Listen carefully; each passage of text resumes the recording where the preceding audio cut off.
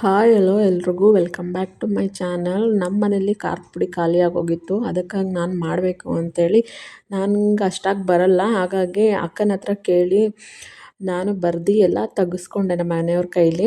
ನಮ್ಮ ಅಮ್ಮ ಒಣಗಿಸ್ಕೊಂಡೆಲ್ಲ ಬಂದರೆ ನಾನು ಮಾಡ್ಕೊಡ್ತೀನಿ ಅಂತ ಹೇಳಿದ್ರು. ಅಂದರೆ ನನಗೆ ಗೊತ್ತಾಗಲ್ಲ ಅಷ್ಟಾಗಿ ಹೆಂಗೆ ಹುರಿಬೇಕು, ಯಾವ ಥರ ಮಾಡಬೇಕು ಅಂಥೇಳಿ. ಹಾಗಾಗಿ ಅಮ್ಮ ಎಲ್ಲ ಒಣಗಿಸ್ಕೊಂಡು ಎತ್ಕೊಂಬ ಅಂತ ಹೇಳಿದ್ರು.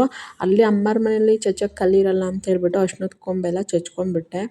ಹಾಗೆ ಇದು ಟ್ರೈಪ್ಯಾಡ್ ಬುಕ್ ಮಾಡಿದ್ದು ಬಂದಿತ್ತು. ಹಾಗೆ ಚೆಕ್ ಮಾಡೋಣ ಅಂತೇಳ್ಬಿಟ್ಟು ಓಪನ್ ಮಾಡ್ತಾಯಿದ್ದೆ. ನನ್ನ ಮಕ್ಕಳು ವೀಡಿಯೋ ಮಾಡಿಕೊಟ್ರು.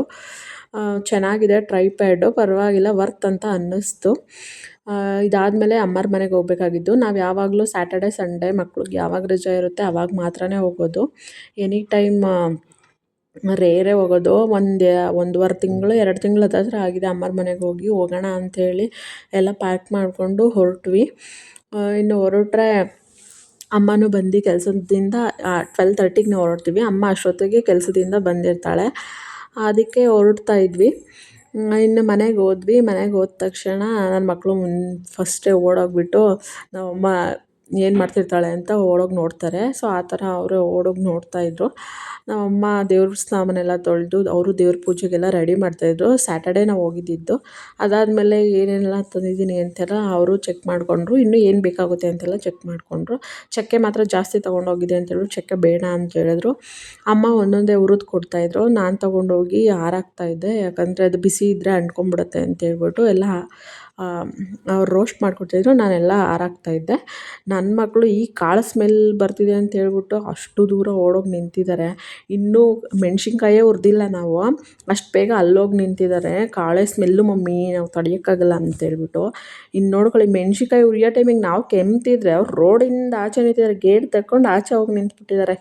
ಅಮ್ಮ ಎಲ್ಲ ಹುರಿದು ಕೊಟ್ಟರು. ಹುರಿದು ಕೊಟ್ಟಾದಮೇಲೆ ಮಕ್ಕಳು ಪಾರ್ಕಿಗೆ ಹೋಗಬೇಕು ಅಂತ ಹೇಳ್ತಾಯಿದ್ರು. ಅದಕ್ಕೆ ನಾನು ಕರ್ಕೊಂಡು ಹೋಗ್ತೀನಿ, ನೀನು ಇದನ್ನೆಲ್ಲ ಹಾರಾಕ್ಬಿಟ್ಟು ಚಚ್ಚಿಡು ಅಂತ ಹೇಳಿದರು. ಅದಾದಮೇಲೆ ತಂದುಬಿಟ್ಟಿದ್ದೆ ನಾನು. ಅದಕ್ಕೆ ಅಮ್ಮ ಅದನ್ನು ಕೂಡ ಎಣ್ಣೆಲಿ ಹಾಕಿ ರೋಸ್ಟ್ ಮಾಡ್ತಿದ್ದಾರೆ. ಅದಾದಮೇಲೆ ಎಣ್ಣೆಲಿ ರೋಸ್ಟ್ ಮಾಡಿದ್ರೆ ಅದು ಪುಡಿ ಆಗುತ್ತಂತೆ. ಸೊ ಅದಕ್ಕೆ ಹಂಗೆ ರೋಸ್ಟ್ ಮಾಡ್ತಿದ್ದಾರೆ. ನಂಗೆ ಗೊತ್ತಾಗದೇ ಇರೋ ಕಾರಣಕ್ಕೆ ಅಮ್ಮರ ಮನೆಗೆ ಬರ್ತೀನಿ. ಅಮ್ಮ ಚೆನ್ನಾಗಿ ಮಾಡಿಕೊಡ್ತಾಳೆ. ಅದು ಒಂದು. ಅದಾದಮೇಲೆ ನೋಡಿ, ನಾನು ಎಲ್ಲ ಈ ಥರ ಮೆಣ್ಸಿನ್ಕಾಯಿ ಆವಾಗಿನ ಕಾಲದಲ್ಲೂ ಬಡಿತಾಯಿದ್ರು. ಈಗಲೂ ನನ್ನ ಕೈಲಿ ಬಡಿಸ್ತಿದ್ದಾಳೆ ನಮ್ಮಮ್ಮ. ಚೆನ್ನಾಗೆಲ್ಲ ಚಚ್ಚಾದ್ಮೇಲೆ ಇದನ್ನೆಲ್ಲ ತುಂಬಿ ಕೂರಿ ಇಟ್ಟಿರು, ನಾನು ಬೀಸ್ಕೊಂಬಂದು ಕೊಡ್ತೀನಿ ಅಂತ ಹೇಳಿದ್ರು. ಹಾಗಾಗಿ ಎಲ್ಲ ಒಂದೇ ಸರಿ ಎಲ್ಲ ಹಾಕ್ಬಿಟ್ಟು ಆ ಥರ ಎಲ್ಲ ಕೂರಿ ಎಲ್ಲ ಇಡಬೇಕು.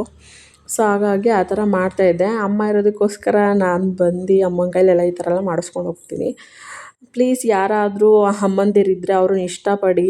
ಅವ್ರ ದುಡ್ಡಿಗೋಸ್ಕರ ಆಸೆ ಪಡೋಕ್ಕೆ ಹೋಗಬೇಡಿ, ಅವ್ರ ಪ್ರೀತಿಗೋಸ್ಕರ ಆಸೆ ಪಡಿ. ಈಗಿನ ಜನ್ರೇಷನ್ ಇರೋದೇ ದುಡ್ಡಿನ ಮೇಲೆ. ಪ್ಲೀಸ್ ಎಲ್ಲರನ್ನೂ ಅಮ್ಮನ ಪ್ರೀತಿಸಿ, ಅಷ್ಟೇ ಹೇಳೋಕ್ಕೆ ಇಷ್ಟಪಡ್ತೀನಿ. ಅದಾದಮೇಲೆ ನಮ್ಮ ಅಮ್ಮ ಬೀಸ್ಕೊಂಬರಕ್ಕೆ ಹೋಗ್ತಾಯಿತ್ತು. ನನ್ನ ಮಕ್ಕಳು ಪಾರ್ಕಲ್ಲೇ ಇದ್ದರು. ಆವಾಗ ನನ್ನ ಮಗ ಚಿಕ್ಕ ವಯಸ್ಸಿನಲ್ಲಿರ್ಬೇಕಾದ್ರೆ ಧನುಷ್ ಅಂತ ಒಬ್ಬ ಫ್ರೆಂಡ್ ಆಗಿದ್ದ. ಸೊ ಅವರಮ್ಮ ಅಲ್ಲಿ ನೋಡ್ಕೊತಾ ಇದ್ದಂತೆ. ಅದಕ್ಕೆ ನನ್ನ ಪಾರ್ಕಲ್ಲೇ ಅವ್ರು ಇದ್ದಾರೆ, ಕರ್ಕೊಂಬರ್ತಾರೆ ಅಂತ ಹೇಳ್ಬಿಟ್ಟು ಅಮ್ಮ ಹೇಳ್ಬಿಟ್ಟು ಹೋದರು. ಅದಾದಮೇಲೆ ಅಮ್ಮ ಬೀಸ್ಕೊಂಡು ಬಂದರು. ಅವರು ಕೂಡ ಒಂದು ಎಲ್ಲ ಆಡಿ ಒಟ್ಟಿಗೆ ಕೊಟ್ಟರು. ಇದು ಧನಿಯಾ ಪುಡಿ ಮತ್ತು ಖಾರದ ಪುಡಿ ಎರಡೂ ಮಾಡಿಸ್ಕೊಂಡೆ ನಾನು.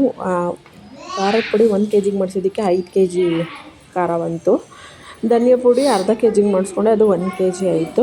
ನನ್ನ ಚಾನಲ್ನ ಸಬ್ಸ್ಕ್ರೈಬ್ ಮಾಡ್ಕೊಂಡು ನೋಡ್ಕೊಳ್ಳಿ. Thank you so much.